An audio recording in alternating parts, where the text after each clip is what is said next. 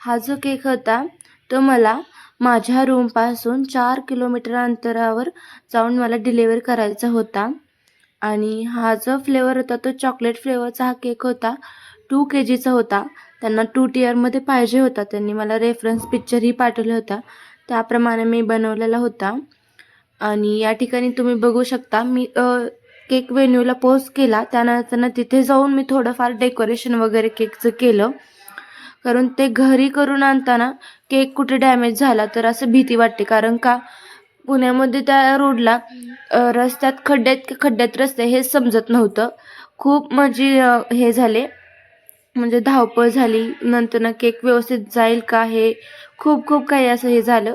पण तरी पण कसंही करून हा केक व्यवस्थित व्हेन्यूला पोस्ट झाला. त्या ठिकाणी त्या ताई पण होत्या. त्या बोलल्या की केक खूप छान बनवला आहे. मग नंतर डेकोरेशन बघितलं तर खूप छान होतं.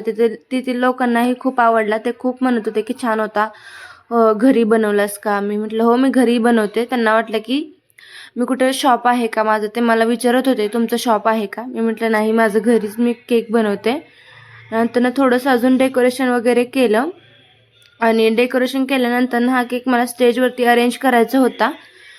पण अरेंज करायच्या अगोदरच मला थोडीशी भीती वाटत होती की मी व्यवस्थित घेऊन जाईल का केक स्टेजवरती, माझं फर्स्ट टाईम आहे, कसं होईल, मला नेता येईल का, असं माझ्या मनात होतं. तरी पण मला भीती वाटत होती, माझा हात असं थरथरत होते. पण मला मिस्टरांनी माझ्या मदत केली आणि हा केक स्टेजवरती पोहोचवला. यानंतर मी केकचा फोटो आणि त्यांची छोटीशी क्लिप ही शेअर केलेली आहे. यानंतर केक व्यवस्थित पोहोचला आणि यानंतर आम्ही थोडंसं आमच्या गाडीमध्ये पेट्रोल टाकले आणि घरी आलो. तुम्ही हा केक बघून मला सांगा की केक कसा झाला आहे आणि मग कमेंट करा, शेअर करा आणि लाईकही करा.